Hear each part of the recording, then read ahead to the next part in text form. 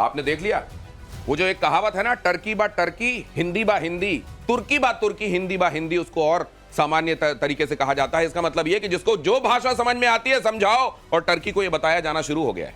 जी बिल्कुल, टर्की का सरकार ने तो सिर्फ ब्लॉक करा था उनका ट्विटर एक्स, यहां पे जनता ने पूरे टर्की को ब्लॉक कर दिया। आपको पता है 70 to 80% बुकिंग्स, मैं पढ़ रहा था मीडिया में, बुकिंग्स गिर गई हैं क्योंकि टर्की एक बहुत बड़ा टूरिस्ट डेस्टिनेशन है और इंडियंस अपनी वही हाल जो मालदीव्स का करा था वही हाल तुर्की का कर रहा है, वही मालदीव्स 2.0 हो गया है। राइट। और अब इंडियंस इनके पीछे पड़ गए। सरकार ने नहीं बोला, आप ये देखिए, बिल्कुल आप देशभक्ति की भावना देखिए लोगों की। सरकार ने, मोदी सरकार ने एक बार ये नहीं बोला कि भाई देखो तुम तुर्की मत जाना, तुम अजरबैजान मत जाना, ये तो सरकार ने नहीं बोला है। सरकार ने तो सिर्फ ये बोला है कि साहब इनका जो टीआरटी वर्ल्ड है इसको हम ब्लॉक कर रहे हैं। बाकी पूरे देश को तो हिंदुस्तानियों ने ब्लॉक कर दिया। दिनेश, तो ये जो बकलावा बड़ा फेमस है ना वहां का, बता दिया गया कि ये बकवास नहीं चलेगी अब ज्यादा जो तुम कर रहे हो पाकिस्तान के साथ खड़े होके। और बताया ये भी जा रहा है कि वो लोग जो यहां शूटिंग करने जाते थे उन्होंने भी मन बदल लिया है पीके श्रीवास्तव से। बिल्कुल। ये बहुत हमें खुशी ये होती है कि हमारे जो देशवासी हैं वो मोमेंट को समझते हैं। उन्होंने देखा कि अरे जिस वक्त हमारी आतंक के खिलाफ लड़ाई हो रही है उस आतंकवादी को आप सपोर्ट कर रहे हैं। और गौरव के साथ पूरा सहमत हूं कि इनका जवाब जनता दे रही है, देश की सरकार नहीं दे रही है। और जनता इनको ऐसा सबक सिखाएगी कि तुर्की को समझ में आएगा न तुम्हारे सेब बिकेंगे, न बकलावा बिकेगा, न वहां पर कोई फिल्म की शूटिंग हुई, न टूरिस्ट आएगा। तो और ये क्या इकॉनमी है इनके पास। खलीफा बनना है, हिंदुस्तान के पैसों पर खलीफा बनना है, पाकिस्तान से के साथ खड़े होकर तुम्हारी खिलाफ तुम्हारा खलीफा पना तो निकालेगा भारत। टूरिज्म सेक्टर में तुर्की और अजरबैजान को कैसा झटका लगा है उसकी एक वानगी दिखाता हूं आपको। भारतीय पर्यटकों ने ट्रैवल बुकिंग रद्द करवाई। तुर्की के लिए 22%, अजरबैजान के लिए 30% बुकिंग रद्द हो गई है। बड़ा हॉट डेस्टिनेशन होता जा रहा था कुछ दिनों से टर्की। हर कोई इस्तांबुल की चर्चा कर रहा था, बाकू के बारे में बात हो रही थी, लेकिन अब यह बता दिया गया है कि अब अगर हिंदुस्तान, ये ऑपरेशन सिंदूर की कामयाबी है, ये केवल इसमें केवल सरकार नहीं, केवल एजेंसीज नहीं, जनता जिस तरीके से हिस्सा ले रही है वो कमाल है, काबिले तारीफ है। हमको प्रतिशोध चाहिए एज अ नेशन और हम वो प्रतिशोध लेकर रहेंगे। और एक और चीज मैं साफ सीधी बात बताता हूं दिनेश, ये सबको पता होना चाहिए। देखिए, पाकिस्तान पनौती है, अगर आप पाकिस्तान के साथ जुड़ेंगे आपको माली और जानी नुकसान होगा। देखो, चीन इतना बड़ा economic super power, growing military, aspiring to be a military super power. अब आप ही ने दिनेश जी अभी क्लियर करा है कि लोगों ने चाइनीज माल का बहिष्कार करना शुरू कर दिया, चाइनीज हथियारों का। तो यानी कि आपने और Pakistan is not the only country. क्या सिर्फ पाकिस्तान को चाइना ने हथियार बेचे हैं? दुनिया में कई देशों को बेचे हैं, लेकिन पनौती पाकिस्तान है। पाकिस्तान ने इस्तेमाल करा, उसका शेयर प्राइस गिर गया।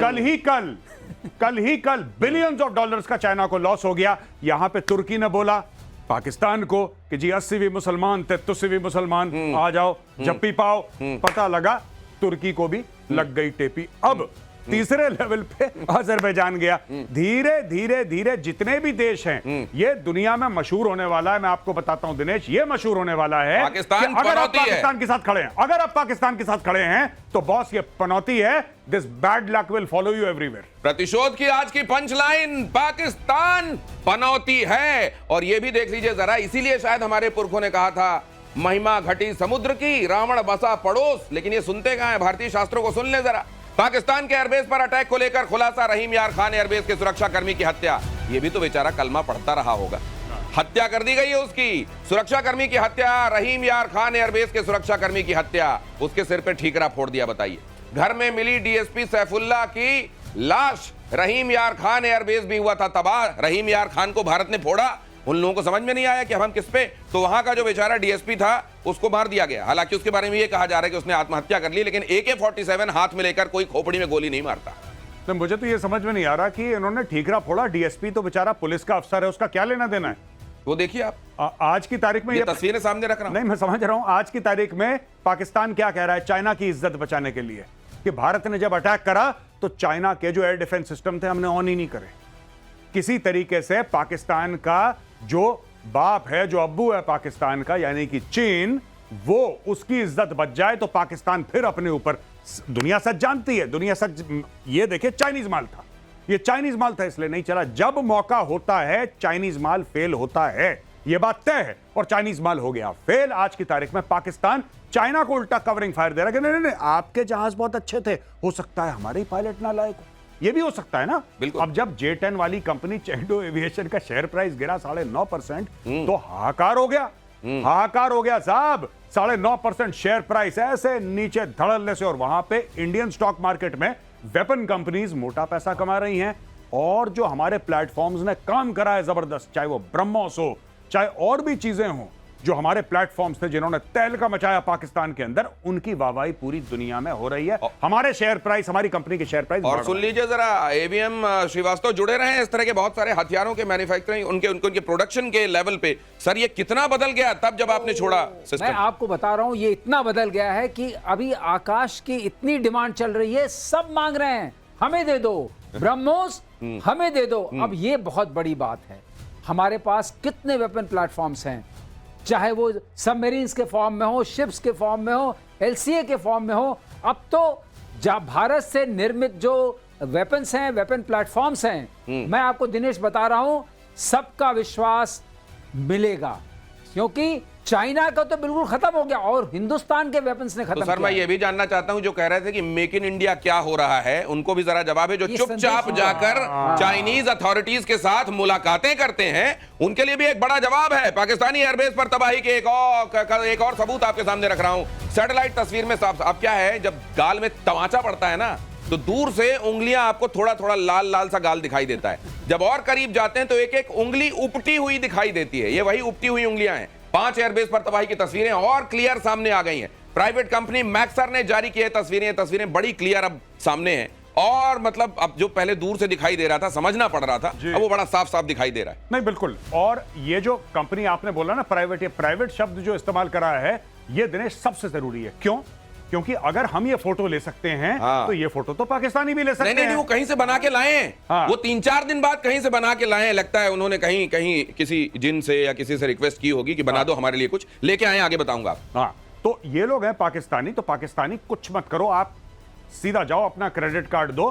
अगर आपकी कोई कंपनी है, आप इंडिविजुअल हो, आपके पास क्रेडिट कार्ड है, आप जाओ सीधा बोलो मैक्सर से कि हमें चाहिए, आपको खुद प्रूफ मिल जाएगा। इंडिया के प्रूफ को छोड़ो, अपना खुद प्रूफ खरीद लो अगर खरीद सकते हो।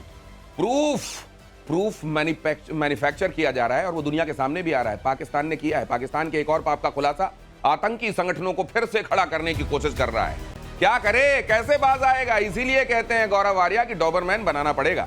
आतंकी संगठन को सरकार की फंडिंग, IMF से लोन लेकर आतंकियों को फंडिंग। आतंकी मसूद अजहर को 14 करोड़ दे दिया। ये खबर आ रही है कि 14 करोड़ उनको दिया जा रहा है कि भाई तुमने इतनी शान का काम किया है, चिंता मत करो, हमने भीख मांग ली है, उसमें से 14 करोड़ तुम्हारे।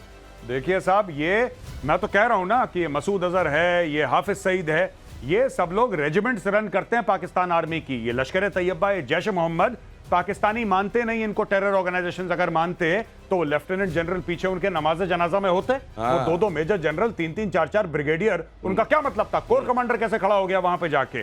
कोई भी वर्दी वाला कैसे खड़ा हो गया? पाकिस्तानी सोसाइटी, मैं दिनेश आपको बड़ी जिम्मेदारी से बता रहा हूं कि पूरा पाकिस्तानी समाज ऐसे लोगों को, ऐसे आतंकवादियों को, ओसामा बिन लादेन टाइप के लोगों को, हाफिज सईद टाइप के लोगों को अपना हीरो मानता है। ये अपने बच्चों से कहते हैं कि बेटा हाफिज अंकल जैसा बनना है। तो मुशर्रफ ने कही थी ये बात, ये तो हमारे हीरो हैं। बिल्कुल, और मुशर्रफ ने गलत ऑन रिकॉर्ड कहा है। बिल्कुल, मैंने देखा वजाद खान है इंटरव्यूअर, वजाद खान के इंटरव्यू में उसने बोला मुशर्रफ ने, और कोई गलत बात नहीं बोली मुशर्रफ ने, कोई गलत बात। ये है पाकिस्तान की सच्चाई भाई। वो ये सरप्राइज होते हैं पाकिस्तानी कि आप आतंकवादियों को मारते क्यों हैं? आपको इनकी पूजा करनी चाहिए, इबादत करनी चाहिए। आप आखिर लश्कर तैयबा और जैश मोहम्मद के इतने अच्छे लोग हैं, इतने भोले मानस हैं ये लोग, आप इनको मार क्यों रहे हैं? तो आप तो ये कह रहे हैं कि वहां आंदोलन हो सकता है इस बात पे कि 14 करोड़ क्यों दिए, इतने कम क्यों दिए, पूरे क्यों नहीं दे रहे हो इनको? हाफिज और इनको पूरे दे दो, हम भूखे मरेंगे, हमारे को कटोरा मंजूर है, इनको आंच नहीं आनी चाहिए। भाई साहब, अपनी फौज के लिए यही तो करा उन्होंने कि अपनी फौज को दे दो, ये दे दो, वो दे दो।